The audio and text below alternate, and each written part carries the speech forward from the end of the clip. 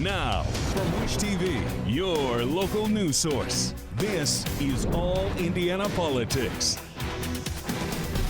Good morning and welcome to another edition of All Indiana Politics as we focus on the situation surrounding the U.S. withdrawal from Afghanistan and the attack on the airport in Kabul. We've been following the details for you since the minute it happened. ISIS-K has claimed responsibility for the suicide blast that killed American service members in Kabul. We've been gathering Indiana reaction to what happened and what should happen next. But let's start today with President Biden. These American service members who gave their lives, it's an overused word, but it's totally appropriate here, were heroes. Heroes who've been engaged in a dangerous, selfless mission to save the lives of others. They're a part of an airlift, an evacuation effort unlike any seen in history. To those who carried out this attack, as well as anyone who wishes America harm, know this: we will not forgive. We will not forget. We will hunt you down and make you pay. Congressman, good morning. Let's start with Afghanistan, clearly a pressing issue, which gained more gravity as the week wore on. It became very clear through attacks at the gates that the theory and thought that there might be problems indeed proved true as things still unfold there.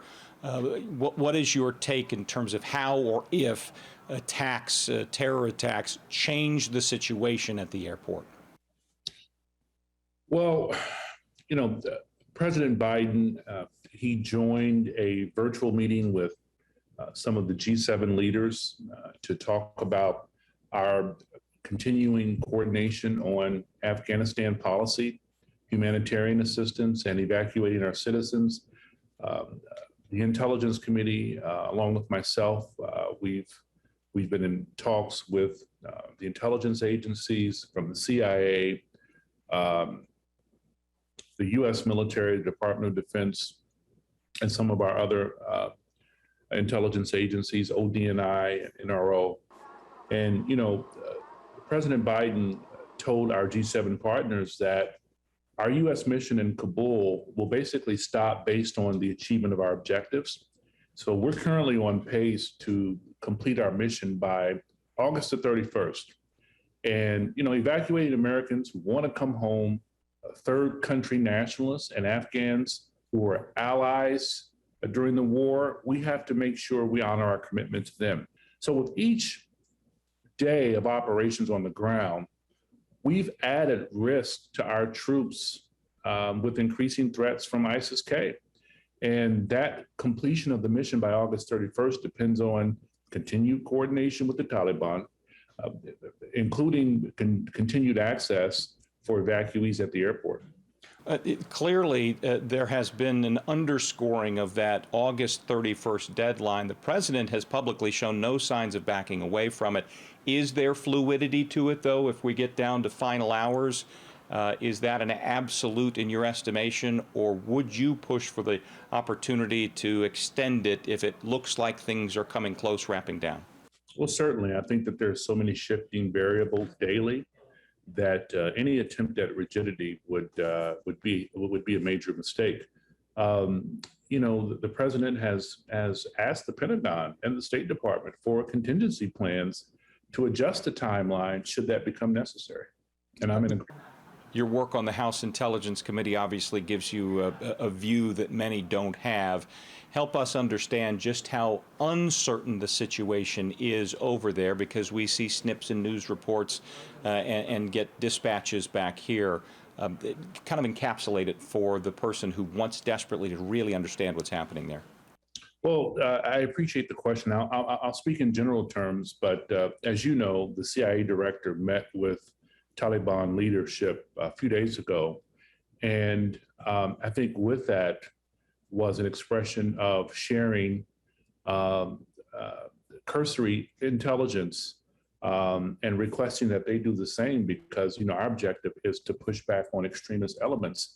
And I think even with some of the competing ISIS associated and Al-Qaeda particularly associated enterprises, the Taliban itself is in jeopardy. And so they have a vested interest in dealing with the United States, sharing information with us as it relates to these many enterprises that are Al-Qaeda affiliated and ISIS affiliated, who want to cause damage and make a name for themselves, as we've seen with the unfortunate explosion at the airport. Were you surprised by the swiftness of the fall, or is it something that you or others on the Intelligence Committee anticipated? What I will say is that it has been no secret that the Taliban has sought to capture the entire country of Afghanistan. This was signaled by their outside-inside operation of capturing small villages and towns over the past few weeks, very rapidly, but kind of a signal and almost a warning to the United States and the global community. But the intelligence information that we've received, I think it is clear that the United States staying in Afghanistan was not and could not be sustainable. We have been aware for quite some time of the Taliban's intentions. And I'll just say that we're doing our best to make sure Americans are safe, and Afghans who come to our country and even our state have a pathway to safety. Congressman Andre Carson, thank you. An honor, thank you. And one other Democrat response, Northwestern Indiana Congressman Frank Mervin, who says Thursday's attack demonstrates the absolute importance and urgency of ensuring the safety of all Americans and our Afghan allies who remain in the area. Send a force in there sufficient, whatever it takes to convince those adversaries that we intend to come in and get our people. Coming up, Indiana Republicans sound off on the attack in Afghanistan, including calls for the president's resignation. That's next on All Indiana Politics. And welcome back to All Indiana Politics. We've also been gathering reaction from Indiana's Republican leaders to the attack in Afghanistan. We start right now with Congressman Jim Banks, a frequent critic of President Biden. He released a statement saying the responsibility for this tragedy rests squarely on the shoulders of Joe Biden. His incompetence means American blood has been shed. This was avoidable and is now unforgivable. To Senator Mike Braun now, he says the attack was, in his words, the result of President Biden's incompetence. He goes on to say our troops and allies in Afghanistan deserve real leadership and a commitment from our commander-in-chief to get all citizens and allies safely out on our terms, not the terms dictated by the Taliban. Let's bring in Congresswoman Jackie Walorski now. Congresswoman, good to see you. You believe the president should resign over what has unfolded in Afghanistan. Explain to the folks at home why you believe that. Oh, this is a disaster. And I know the folks at home are all watching this on TV, like the whole world is watching this on TV. You know, we're watching a president cooperate, ask for mercy, signing agreements and partnerships with the Taliban. I don't think there's an American alive that understands how in the world that we are in this mess. And then we had our troops killed yesterday. They're talking about more explosions and troops killed today. And, you know, the heightened alert, getting Americans out, getting our allies out. We are in a disaster. And this whole issue falls at the feet of Joe Biden. And, you know, he's been saying the buck stops with him. And I agree. And I think that's the one thing he said where it's very truthful. And I think, you know, the buck does stop with him. So when we get into situations where we're having Americans pay the ultimate sacrifice, blood on the ground in a place like Afghanistan, where the Taliban promised protection, this is just, it's crazy. I'm getting calls from my district. I think the American people want to know, how in the world do we get out of this? Well, let me push back here a moment, because what do you say to folks who say, hey, it was President Trump who came up with the plan to get the troops out of Afghanistan in the first place, including President Biden said that yesterday? Well, I would say this. If you're going to compare this to leadership in a football game, Joe Biden's the quarterback and he has the ball, and it's his move.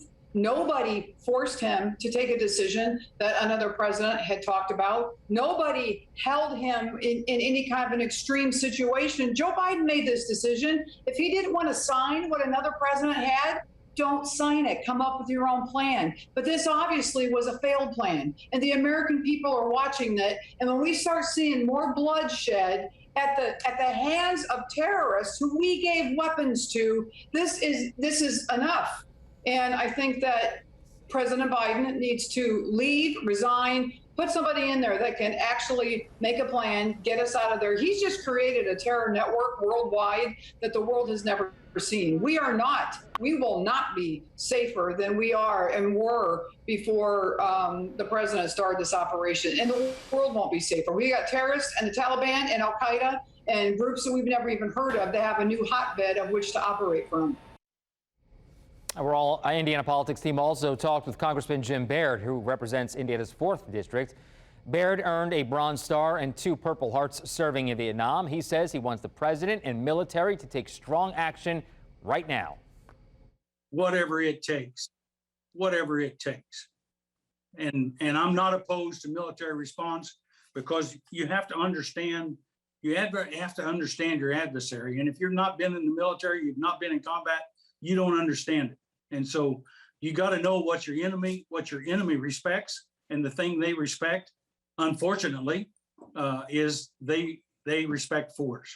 Now, do I want to do that kind of thing? Absolutely not. If you'll ask any soldier, probably war ought to be the last resort.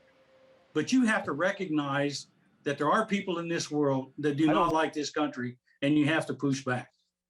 We need a swift and forceful response that lets the Taliban know that we intend to come in and get our people, that we intend to come in and get our soldiers, and we intend to come in and get our Afghan allies. And so whatever it takes, the commander-in-chief needs to take responsibility for that and make sure that we push the Taliban back far enough till we can accomplish that mission. If the president can't do that, then certainly let the military officers and so on in charge of the area do it. Because I can assure you, you know, I've got the Vietnam experience, and I can assure you that our soldiers are very capable of taking care of our citizens in that environment. I have every confidence in those military people, and if they can't do it, I know some old Vietnam gun truckers that can't. So I'm very emotional about that. I'm emotional that it's not looking well on the world stage for our country. It's an embarrassment. It emboldens the ones that are intending, or our adversaries. And so we need to take action now. And the time for talking is over. I mean, it's been long over. All right, coming up, what's next for President Biden when it comes to Afghanistan? And does it threaten to derail his presidency? Our political experts talk about that next on All Indiana Politics. All right, welcome back to All Indiana Politics. As we welcome back Abdul Hakim Shabazz, publisher of IndyPolitics.org, and Drew Anderson, senior advisor to the Indiana Democratic Party. Gentlemen, good to see you. Busy last few days. Abdul, we'll start with you. We have 2 Indiana lawmakers calling for President Biden to step down. Is that going too far? It's rhetoric that you'd expect in a campaign like this. I mean, because if we were expecting presidents to step down every time we had disasters like this, Ronald Reagan would have stepped down in 1983 when 241 Marines were killed in Lebanon. Bill Clinton would have stepped down when 18 soldiers were killed in Somalia back in 1993.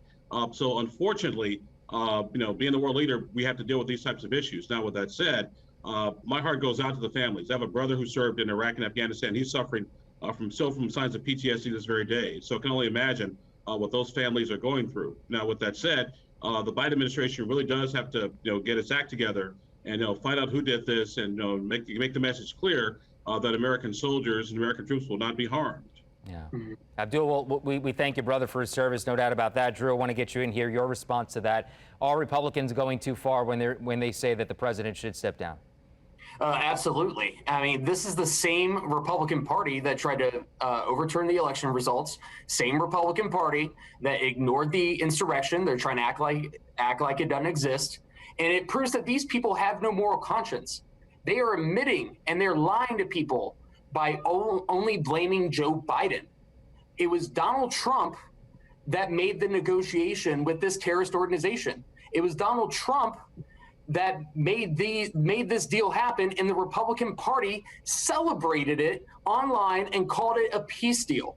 And then for them to wipe everything away and act like that it's not their fault, it just shows that they are unwilling to accept any consequences whatsoever when our country needs to come together and unite. And Yeah. Democrats, we are so upset that this happened, and our prayers go out to those families because those people those service members made the ultimate sacrifice, and it's just really unbecoming of these elected Republicans to go this low. Abdul, Drew brings up a good point. It's one that I tried to make to Congresswoman Jackie Walorski earlier in the show. Are Republicans getting off easy here, considering it was the president, the former president, who did strike this deal? My thing is this, when you're in charge, you get the credit or you get the blame. Mm-hmm. It is just that simple. Now, I will say this, but with respect to fault goes, the fault lies with the terrorists. I mean, that's whose fault this is, plain and simple. Now, with that said, once again, the Biden administration really needs to step up and make it clear that they're not going to allow this to happen. And it'll be interesting to see what happens over the course of the next few days. And let me speak up there real quick, Phil. Yeah. And Abdul's right. President Biden, unlike the other side, he's willing to show leadership and take responsibility. Yes, the buck stops with him, and he's willing to accept that because he has said multiple times that he will not allow a fifth president of the United States to take over what's happening in Afghanistan. And to add to it, President Biden, unlike other presidents in the past, he has skin in this game because he had a son who actually deployed overseas to the Middle East during this conflict. He understands what military families are going through during this time, especially those those families who lost their loved ones yesterday. He gets it. And that's why he's taking this seriously. And that's why he's trying to make sure that the United States fulfills its purpose and mission to get as many Americans out as possible. Drew, And yeah, go ahead. Go ahead. I was going to say, politically speaking, does this overshadow infrastructure and voting rights and make it harder to get those through the Senate at this point because there are other things going on? Yeah, and I think at the end of the day, President Biden knows that he can walk and chew gum at the same time. So he's making sure that the mission in Afghanistan is drawn down to a close and that this endless war finally ends. But he's also making sure that the American Jobs Plan gets passed because that's an investment that is needed in Indiana. And Democrats are ready to step up and deliver. And as always, Republicans want to say no and point the finger because that's the only thing that's on their agenda. Abdul, I want to get your reaction to that. I think the president can still get things done. We handled 9/11, we handled the financial crisis, so we can handle this. So I don't think that goes without saying. What I do think, however, is the president needs to articulate a clear plan, a clear vision, a clear step. Okay, what we're going to do going forward. You know, the tragedy has happened, the tragedy is done, the tragedy has happened to all American presidents at some point in time. The question is, what do we do next? How do we respond? So to that point, though, does things change if we do respond hard-handed and the U.S. military hits back at ISIS? Drew? I think at the end of the day, President Biden said that the consequences of the terrorist attack yesterday will be swift, and America is not going to forgive or forget. And at the end of the day, President Biden also assured the American people that our mission in Afghanistan is going to end on the 31st. Full stop. Okay. And then the consequences from the terrorist attack will happen after that. Abdul, should we hit back? Yes. These are people you cannot really negotiate with. You have to send a clear message, a clear signal that America isn't going to tolerate this. And if it requires a military strike and drones and the whole 9 yards, then that's what you have to do. But it also have to make sure that we don't go down another road of another 20 years in Afghanistan. Mm-hmm. Should we be out? I have less than a minute left, though, Abdul. Should we be out by the deadline, by the 31st? I don't think so. I think I first think it was our official deadline to begin with. I think we should be done when we're done. But also understand we can't stay there forever. Okay. Gentlemen, always good to see you. Thank you for taking some time. We'll be right back. Take all Indiana politics on the go with you. Download our podcast now. Part of the All Indiana Podcast Network and allindianapodcastnetwork.com.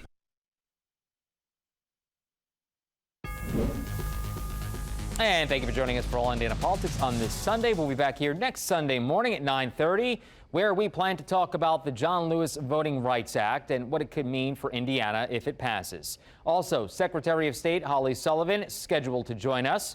You can also find our brand new All Indiana Politics podcast. It's part of the All Indiana Podcast Network at wishtv.com. And we leave you today with the flags at half-staff to honor the U.S. military members killed in Afghanistan. Have a great rest of your weekend.